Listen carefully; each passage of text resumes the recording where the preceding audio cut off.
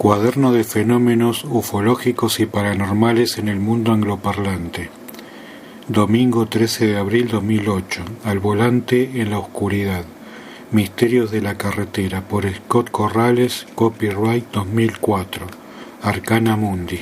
Un país de dimensiones continentales como los Estados Unidos de América necesariamente tiene que tener una red de comunicaciones de primer orden para abastecer sus necesidades energéticas, alimenticias y económicas. Aunque el sistema férreo para pasajeros dejó de ser de importancia después de la Segunda Guerra Mundial, el gobierno del presidente Eisenhower apostó por un proyecto que ha pagado con creces: el sistema de carreteras interestatales Federal Interstate Highway System. Permite que un vehículo realice el trayecto entre Nueva York y Seattle, por ejemplo, en 4 días. El ciudadano común hace uso limitado de dicho sistema de carreteras, valiéndose de los tramos que pasan por la región en la que vive. Así que los ciudadanos de las carreteras, por así llamarlos, son los transportistas que conducen los miles de camiones articulados de un lado del país al otro, a menudo bajo condiciones climáticas inclementes. Como si no bastara tener que cumplir con un programa de entregas muy apretado, el transportista enfrenta toda suerte de adversidades: aumentos irrazonables en el costo del carburante, accidentes en la carretera y el resentimiento que los dueños de coches particulares sienten hacia los enormes articulados. Sobre todo esto tienen un problema adicional que representa el fenómeno ovni: 18 ruedas en tierra, una en el cielo. Tal vez el más sensacional de estos casos ocurrió en 1973 durante la gran oleada de esa década. El 5 de octubre del año en cuestión, la agencia noticiosa UPI circuló la noticia de que el transportista Eddie Doyle Webb había sido cegado por un ovni, mientras que circulaba por la autopista en el sureste del estado de Missouri, al volante de su camión tractor Peterbilt de fabricación reciente con un semi-tractor frigorífico Dorsey. Webb, de 45 años de edad, se apercibió de que un objeto de aspecto parecido al aluminio se acercaba a su camión desde atrás y a gran velocidad. Algo sin faros venía por la carretera detrás de mi camión, dijo Webb en una grabación. Se nos acercaba con velocidad inusitada. Las luces eran preciosas y brillantes, del color del arco iris, pero más brillantes.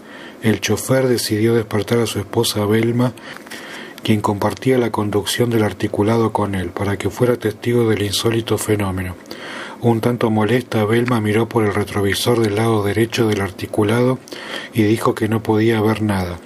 Para esas alturas, prosigue el testimonio grabado de Webb, el objeto ya me había alcanzado. Era una luz brillante como el faro de aterrizaje de un avión o una luz incandescente que relucía contra la rueda trasera izquierda de mi remolque.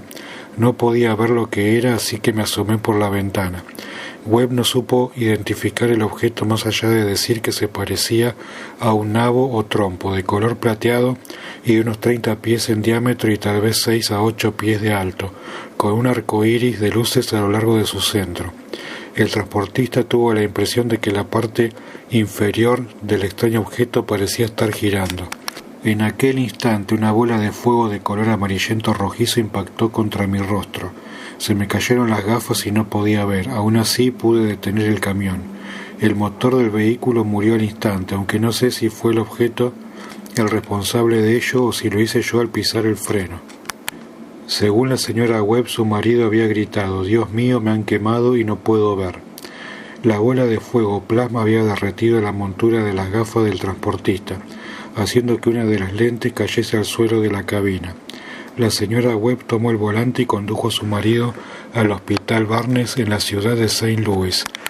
La policía estatal levantó un informe sobre lo sucedido y las gafas derretidas fueron enviadas al Dr. Harley Rutledge de la Universidad de Missouri, quien dictaminó que la montura de las gafas había sido calentada internamente, microondas, resultando en el desprendimiento de la lente en cuestión. La nota de prensa acababa ahí, pero hubo detalles adicionales que jamás se hicieron de conocimiento público justo en medio de la crisis platillera que afectaba al país en dicho momento.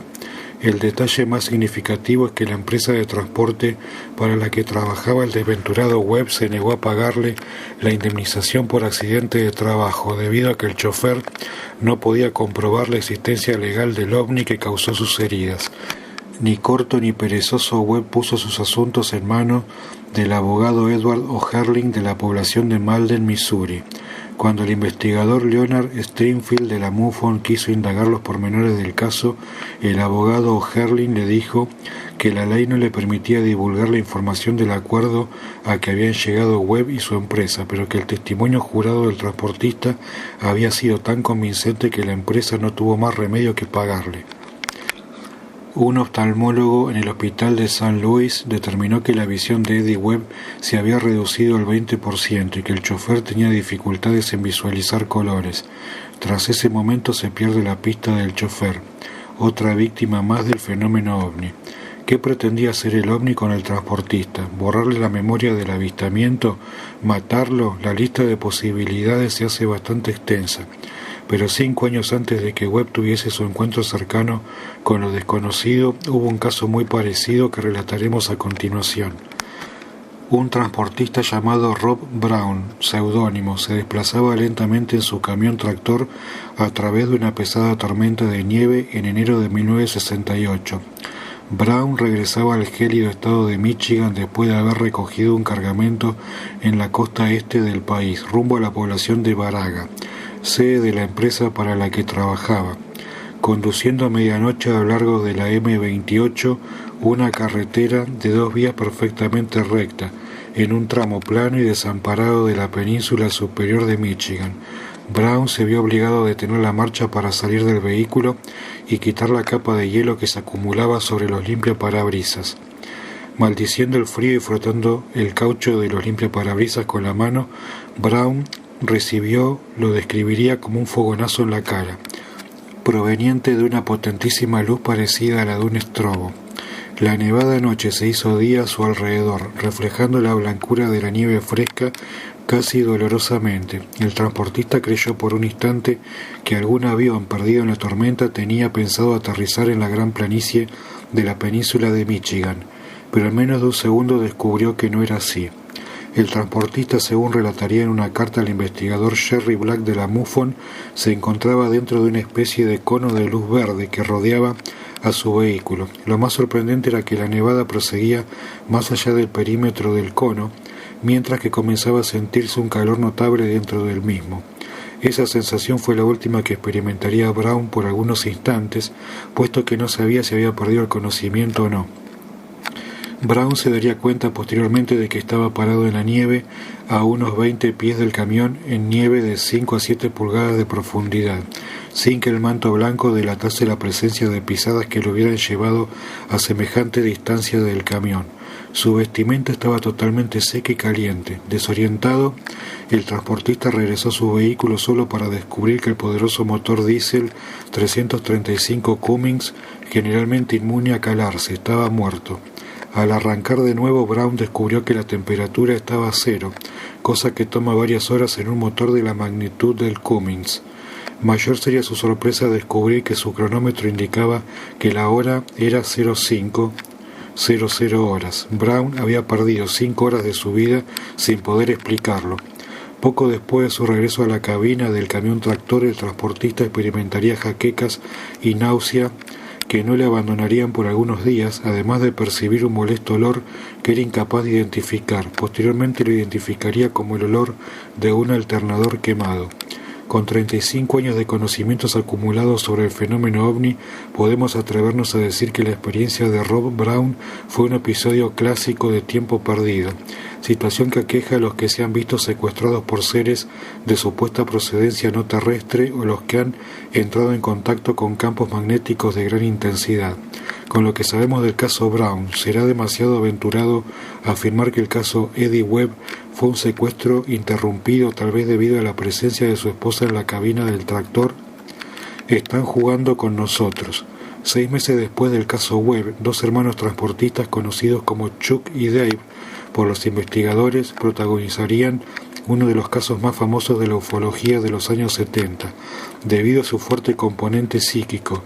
Se trata del caso Ellie, ocurrido el 14 de febrero de 1974 entre las poblaciones de Wells y Ellie en el estado de Nevada, Estados Unidos.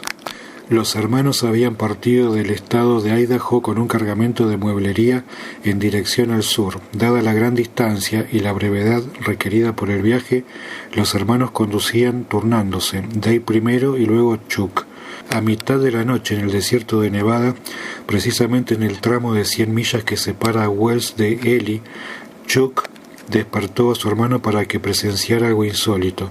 Varios objetos de color anaranjado y configuración circular habían rodeado al camión en movimiento, uno de ellos a la izquierda y tren a la derecha. Dave dijo lo siguiente en una entrevista realizada por Jack Vallée y Joseph Allen Hynek para su libro The Edge of Reality, Chicago Regnery, 1975. Tomamos una curva en el camino y repentinamente sentí como que una bocanada de viento impactó contra la parte trasera del camión y se sintió como si estuviésemos flotando. Yo estaba sentado en el asiento de pasajeros mirándolo a Chuck y él movía el volante de un lado o del otro, pero no podía conducir. No tenía control alguno sobre el camión. Pero a la misma vez que la sensación de estar volando embargaba tanto a Dave como a Chuck, las luces de a bordo comenzaban a parpadear furiosamente, indicando una interrupción del sistema eléctrico. El pesado vehículo sencillamente se detuvo en la cuneta. Dave salió del vehículo con una linterna para realizar la inspección, descubriendo extrañado que el árbol de transmisión seguía girando a pesar de que el camión estaba en neutro. Justo cuando volvió a entrar a la cabina, los dos hermanos percibieron una sola luz brillante de grandes dimensiones frente a ellos en la carretera. —¿Qué rayos es eso? —preguntó Chuck. —Están jugando con nosotros —repuso Dave—. Juegan con nosotros y yo sé lo que es esa cosa en el cielo, y también esa cosa en la carretera. Presos del miedo y sin saber qué hacer, uno de los hermanos volvió a salir de la cabina para apuntar su linterna directamente hacia la luz en la carretera, a menos de 150 yardas de distancia. El deslumbrante objeto desapareció y los hermanos emprendieron la carrera en el camión hacia otro poblado, McGill, desde donde llamaron a su madre. El componente psíquico que hizo famoso al caso de Ellie se produjo en este momento. La madre estaba al tanto de la llamada telefónica, puesto que justo al momento en que se producía el encuentro con los ovnis en la carretera, oyó que uno de sus dos hijos la llamaba con urgencia, algo que la hizo despertar al momento. Chuck y Dave prosiguieron su camino, cambiando el camión por otro y transfiriendo los muebles que transportaban. Posteriormente se enterarían de que el camión que protagonizó el evento tenía su eje motor casi fundido al eje trasero, que cayó a tierra estrepitosamente cuando los mecánicos colocaron el vehículo sobre una plataforma hidráulica. Casos recientes. El 27 de diciembre de 2003, un transportista anónimo conducía su camión tractor con plataforma para árboles talados en la región de Houston, Columbia Británica, Canadá. A eso de las 4 de la madrugada, siguiendo la ruta conocida como Morris River Road, sin ninguna otra preocupación excepto la de llegar a tiempo para recibir el cargamento indicado. El chofer se apercibió de una luz blanca de gran intensidad en el cielo que parecía dirigirse hacia su vehículo. Mientras que la luz se le acercaba, se dividió repentinamente en dos partes que salieron disparadas en sentidos opuestos, al oeste y al este respectivamente. Lo que más le sorprendió fue el hecho de que ambas subdivisiones del objeto original luego salieron disparadas en vertical hasta desaparecer. Emocionado, el chofer se comunicó con otros transportistas a través de su radio de banda CB, preguntando si otros habían visto el fenómeno. Dos transportistas más le contestaron que efectivamente habían sido testigos de la luz y sus maniobras. El caso fue dado a conocer a Brian Vique de la organización canadiense HBC UFO. Una experiencia parecida fue dada a conocer a los cibernautas que frecuentan la página web UFOs Over America, www.ufosoveramerica.com, por la cibernauta Christie, el 26 de noviembre de 2001, con relación a una experiencia ovni vivida por su marido durante ese mismo día. No puedo decir a ciencia cierta qué fue lo que vi el 26 de noviembre a las 01:00 horas, pero solo puedo decir que no fui la única que lo vio. Mi marido es transportista e iba con él hacia Columbus, Ohio, Estados Unidos de América, cuando repentinamente una luz azul brillante iluminó todo el interior de la cabina. Creímos que se trataba de algún vehículo detrás del remolque, pero los retrovisores comprobaban que el coche más cercano estaba a gran distancia de nosotros. Unos 5 minutos después, otros transportistas se comunicaron por el radio CB afirmando que habían visto lo mismo y preguntaban a sus compañeros que qué era. El objeto estuvo ahí por cuestión de segundos antes de salir disparado. Su color azul era tan brillante que era casi cegador. Fantasmas al acecho.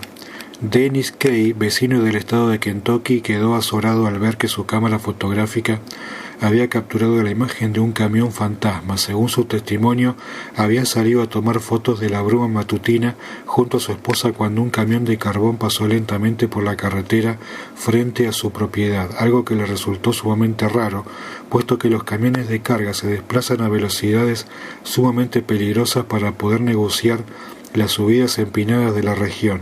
Este camión, entre comillas, recuerda Dennis, estaba muy limpio y era de color negro, con ventanas polarizadas que impedían ver a los pasajeros.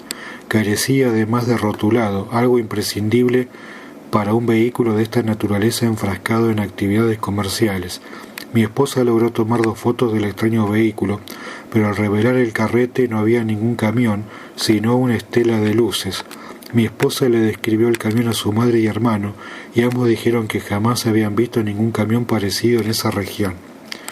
Bueno, aquí abro un paréntesis con respecto a la capacidad metamórfica del fenómeno ovni y la cualidad que tienen de proyectar hologramas, ya sea en forma de aviones o cualquier otro tipo de tecnología o vehículo humano, inclusive hasta de casas. Cabe señalar que las experiencias con camiones fantasma son numerosas en los Estados Unidos. La carretera 98 entre las ciudades de Lakeland y Tallahassee, Florida, Estados Unidos de América, es el hogar del silencioso camión fantasma, que se dedica a seguir a los transportistas que acarrean cargamentos de víveres desde la costa atlántica hasta Texas.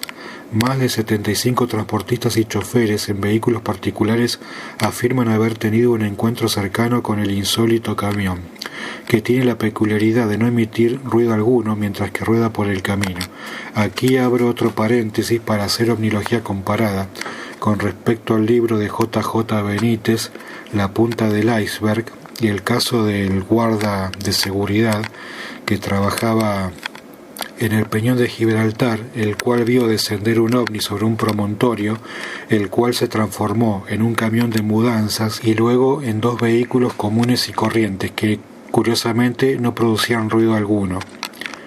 En el 2000, a eso de las 5 de la tarde, un transportista que se dirigía hacia el oeste cerca de la ciudad El Paso, Texas, región totalmente plana y de pocos árboles, tuvo un alucinante encuentro con una camioneta fantasma. Conduciendo a lo largo de la autopista, el chofer pudo percibir una camioneta blanca de último modelo, con todas sus luces encendidas y que se desplazaba a velocidad reducida. El chofer decidió cambiar de carriles para rebasar al vehículo más lento, pero al hacerlo descubrió en sus retrovisores que no había ninguna camioneta. Pensé que se había salido de la carretera, explicó el transportista, así que me detuve en la cuneta para echar un vistazo, pero no había nadie. Más curioso aún es el detalle de que su encuentro con la camioneta fantasma se produjo a 20 kilómetros de una populosa ciudad a 1 hora pico para la congestión de carreteras y no había ni un solo vehículo más en la ruta. También aquí abro otro paréntesis para hacer omnilogía comparada una vez más con respecto al caso que tiene el investigador ovni Luis Burgos en su canal de YouTube y el testimonio del año 97 cuando vieron grises a bordo de un supuesto Peugeot 504. El 13 de febrero del 2004 un usuario anónimo del foro de Supernatural World colgó en dicha página electrónica un relato estremecedor que comprueba que las experiencias paranormales de los transportistas no están limitadas a los Estados Unidos de América. La experiencia en cuestión tomó lugar, según el miembro anónimo, a eso de las 00:45 horas en el otoño de 1981 a lo largo de la carretera A14 en Inglaterra, cerca de la ciudad de Corby. El anónimo iba de acompañante de un transportista que tenía que entregar una casa rodante de 8 plazas a un concesionario en el norte de Gran Bretaña. El acompañante dormitaba en el asiento de pasajeros cuando repentinamente se dio cuenta de que un perro negro de gran tamaño estaba justo en medio de la carretera. El camión llevaba las luces largas encendidas, así que me era posible ver a la distancia. El perro permaneció inmóvil. El acompañante miró al chofer, que parecía no haberse dado cuenta del gran can. Justo cuando iba a comentar que iban a impactar contra el perro si no reducían la marcha del camión o tocaban la bocina, el perro desapareció. El acompañante se dijo a sí mismo que el perro seguramente había sido un residuo de un sueño y decidió bajar la ventanilla para respirar un poco de aire puro. Fue en ese momento que descubrió que el perro negro corría al lado del camión, marcando el paso sin problemas. El testigo afirma que el perro era verdaderamente enorme, casi 4 pies de alto y de hocico corto. El chofer le pidió sin rodeos que cerrara la ventana por el frío que hacía, pero el testigo siguió mirando por el cristal cerrado. El perro seguía ahí, corriendo al lado del camión, a pesar de que el velocímetro indicaba que iban a 60 millas por hora, 110 kilómetros por hora. El perro comenzaba a verse más tenuemente. Me era posible ver a través de él como si parpadease. La última vez que lo vi era casi imposible distinguir la imagen. La duración total del evento fue de 10 minutos. Aquí abro otro paréntesis y quiero colacionar un caso que tenemos de nuestros propios archivos con Rubén Osvaldo Irziger, de un muchacho que sufrió un accidente de motocicleta en el cual una manifestación paranormal relacionada con un supuesto perro fantasma o demonio, algo así como una especie de cancerbero del infierno, y por poco le cuesta la vida, relacionado con el fenómeno de los objetos voladores no identificados. Entre los comentarios vertidos sobre la experiencia figura el de una cibernauta llamada Lady Sabrina, quien afirmaba tener un novio transportista cuyos compañeros de carretera hablaban en serio de haber visto el perro negro cuando estaban cansados, considerándolo una advertencia a los choferes cansados. A veces los transportistas tienen encuentros aún más cercanos. Kevin J. no recuerda cuando sucedió su incidente, pero recuerda que estaba en Arizona una madrugada y que se sentía exhausto, vencido por la necesidad de dormir. Logró salir de la interestatal, descender la rampa curva y estacionar su tractocamión en la cuneta. Después de eso se metió en el camastro para obtener algunas horas de muy merecido descanso. A la media hora Kevin J. sintió que algo sacudía el tractor y despertó sobresaltado. Estaba en medio del desierto y sin armas para defenderse de lo que pensó pudo ser un ladrón interesado en matarle y robar el valioso cargamento en el remolque. Agarrando el objeto más pesado a su disposición, su estuche de aseo, el transportista abrió las cortinas que separaban el camastro de los asientos para asestar un golpe contundente contra el presunto invasor. Sorprendido vio que había un hombre sentado en el asiento del chofer. «Oye, ¿podría saberse qué rayos haces aquí?», le increpó Kevin J.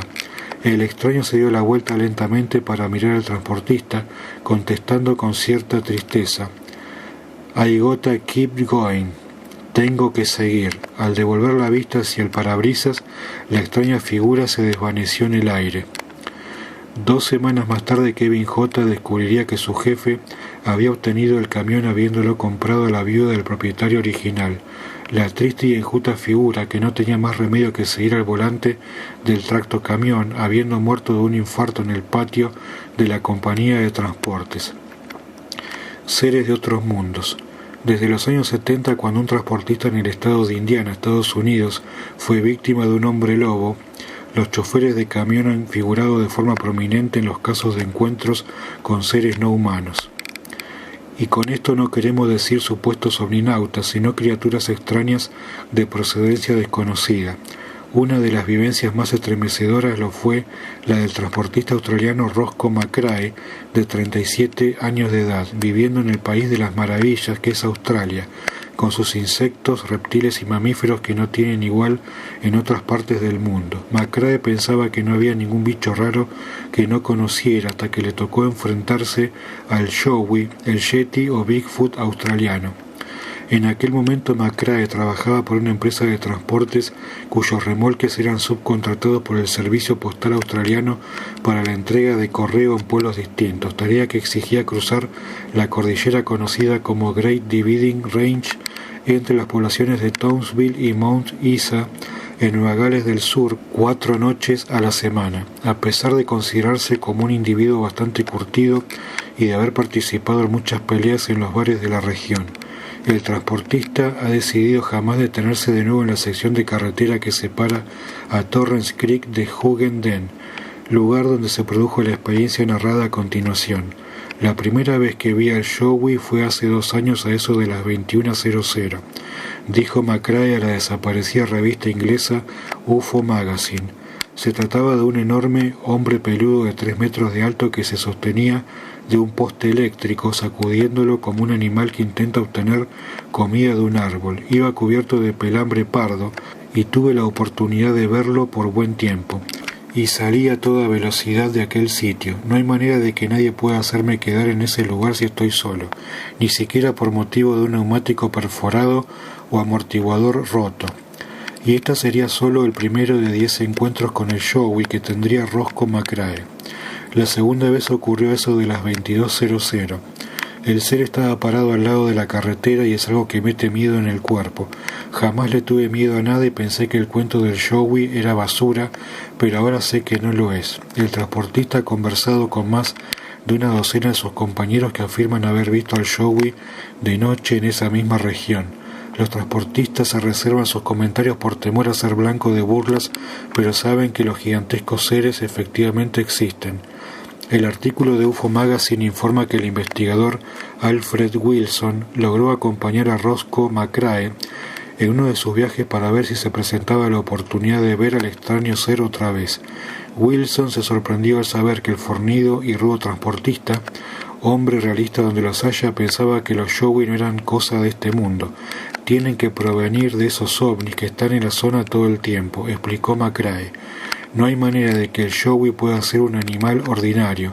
Creo que bajan de los ovnis y que habitan las cuevas que hay en esta región, tal vez investigando cómo viven nuestros animales, puesto que los granjeros se han topado con muchas vacas y ovejas muertas en esta zona.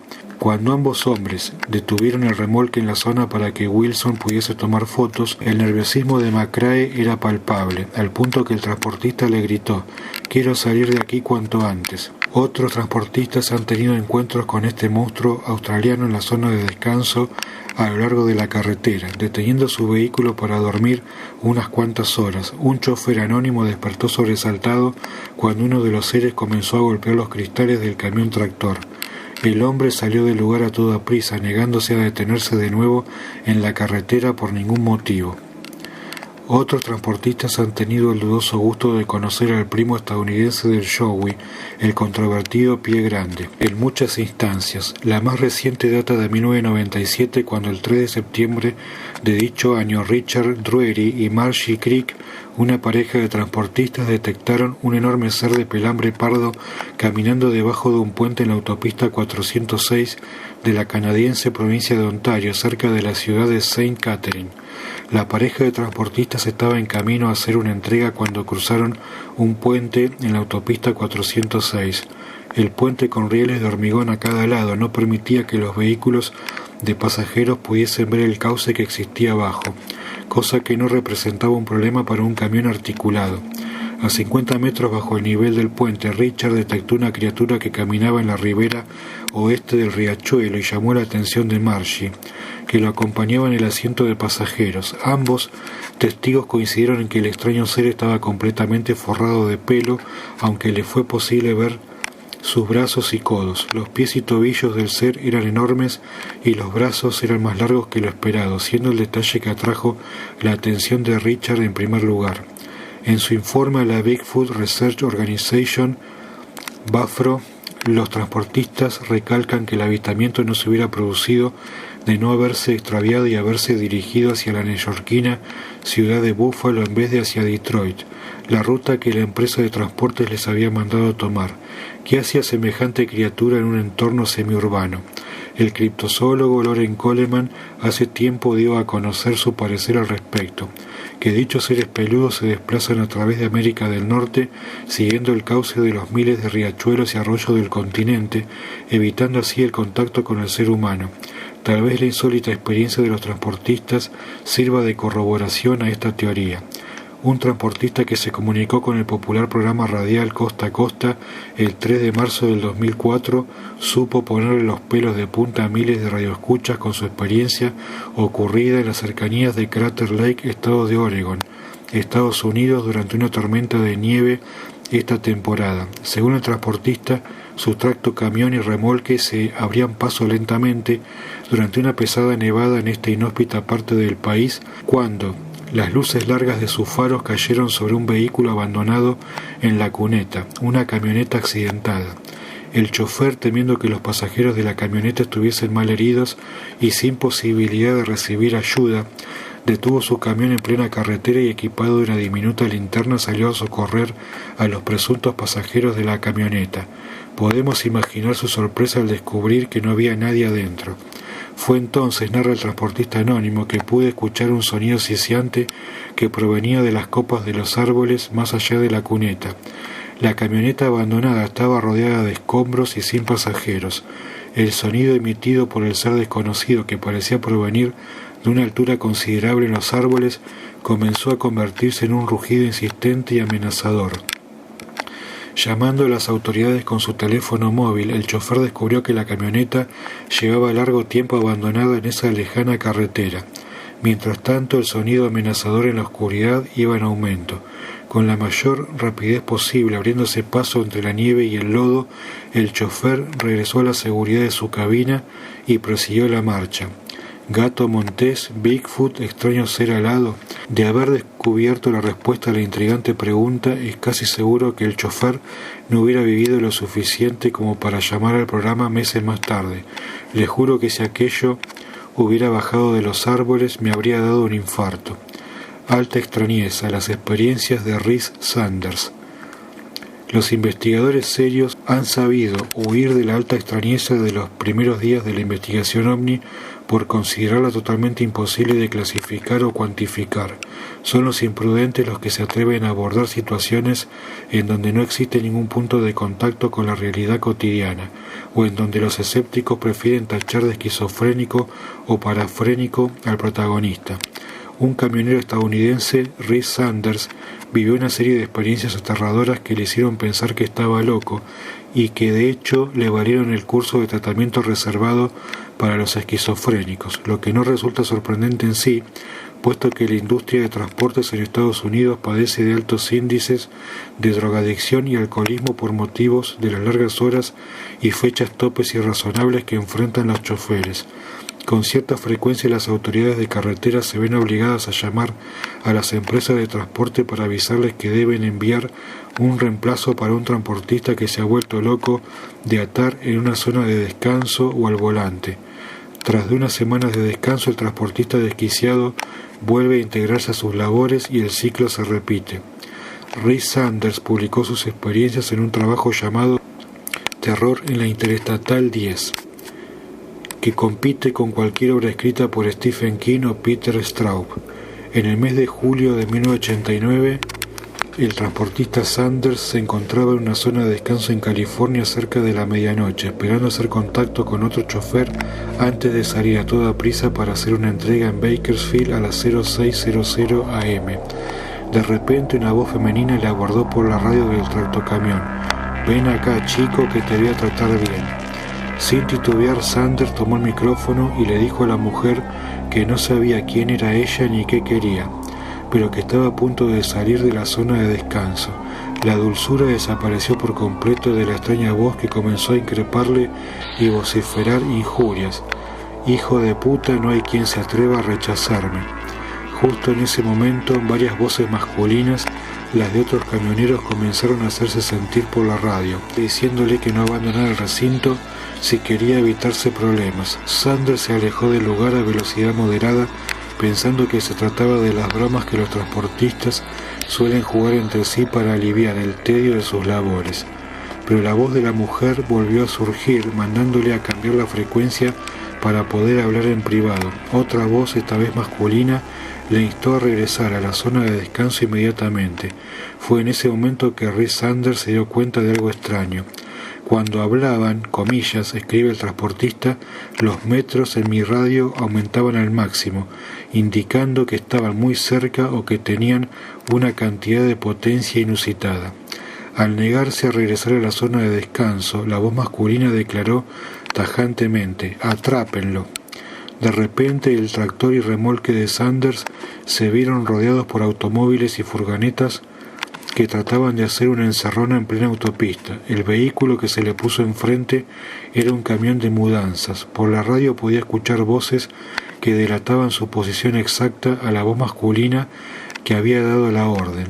En ese momento Sanders temió que se trataba de un atraco, algo común en la industria de transportes comerciales. Aquí quiero resaltar lo de camión de mudanzas, con respecto al caso de JJ Benítez. La voz masculina insistía que Rhys Sanders debía dar media vuelta y regresar a la zona de descanso, a pesar de que a estas alturas, rodeado de vehículos dispares, el transportista estaba a unos 25 kilómetros de distancia.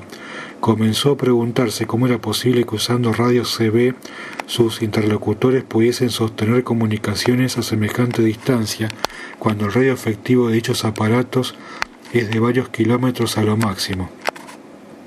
Tratando de mantener la calma, el transportista tomó el micrófono y le dijo al desconocido que volvería a esta región en algunas semanas y que lo atendería en ese momento. El hombre se identificó como Porch Monkey, el gobernante de Los Ángeles, y ordenó a los vehículos a desistir.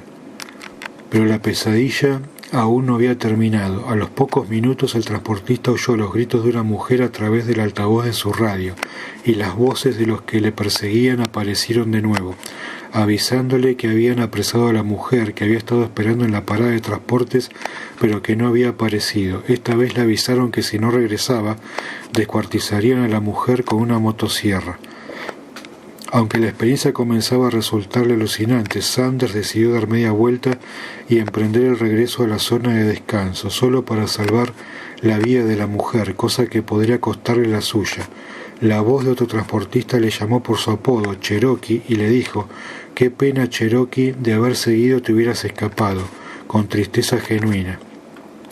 Sanders entró de nuevo a la zona de descanso, estacionando el vehículo y saliendo de la cabina del tractor con un salto, blandiendo una enorme llave inglesa como arma. Su temor se había trocado en ira y estaba dispuesto a hacerle pagar caro a Porch Monkey o quienquiera fuese el autor de la fechoría contra la mujer. Me quedé parado por algunos minutos en la oscuridad, pero nadie se me acercó, y la radio permaneció totalmente silenciosa. Volví a la cabina para reprocharles su cobardía y estupidez, diciéndoles que si les daba miedo la llave, la dejaría en el camión, pero nadie contestó y no sé cuánto tiempo estuve ahí. De repente Sanders se dio cuenta de que había un hombre sentado en un automóvil en el estacionamiento. El hombre había permanecido ahí toda la noche sin hablar con nadie, pero el desconocido repentinamente abandonó su vehículo para encaminar sus pasos hacia el camionero. «Hola, veo que te lo han hecho a ti también». Luego, reflexionando, agregó: «Me lo hicieron a mí», deseándole buena suerte al atónito transportista. El hombre le dio la espalda y se alejó caminando, no hacia su coche, sino perdiéndose en la oscuridad en dirección de las vías de tren. Si nos empeñamos en ser sensatos, la experiencia de Sanders pudo haberse tratado... aquí quiero hacer un paréntesis con respecto a esta manifestación de esta supuesta persona que sale del vehículo y se aleja hacia las vías de tren. Quiero resaltarlo como polo de atracción ovni, el tema de las vías de tren. Si nos empeñamos en ser sensatos, la experiencia de Sanders pudo haberse tratado de una broma pesada, aunque compleja, por parte de camioneros aburridos y tal vez expertos en el uso de los radios CB, o una alucinación producida en la mente cansada de un transportista con cientos de kilómetros de carreteras oscuras a sus espaldas. Pero, ¿y las furgonetas y vehículos que rodearon su vehículo? Y la manera en que saltaron los metros del radio CB, sugiriendo que algo de gran poder le abordaba. Reflexionando sobre su experiencia, Sanders considera que fue víctima de un fenómeno parecido al EVP, Electronic Voice Phenomena, fenómeno electrónico de la voz, mediante el cual los muertos pueden comunicarse con los vivos. Serían tanto Porch Monkey como la mujer que intentaba seducir a Sanders, voces de los muertos haciendo pasar un mal rato a los que transitaban por esa parte del país. La interrogante sigue en pie. Conclusión: En una nación compuesta de subculturas, los transportistas han formado la suya con su propia música, variaciones del country and western tan aceptado en todo el país, forma de vestir, vaqueros, chaquetas de cuero y cinturones con enormes hebillas de bronce, e intereses particulares.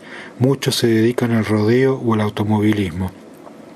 No es de sorprender que en la soledad de una noche interminable, bajo la tenue luz de las estrellas de las praderas o los desiertos de América del Norte, los transportistas figuren entre los primeros testigos del misterio.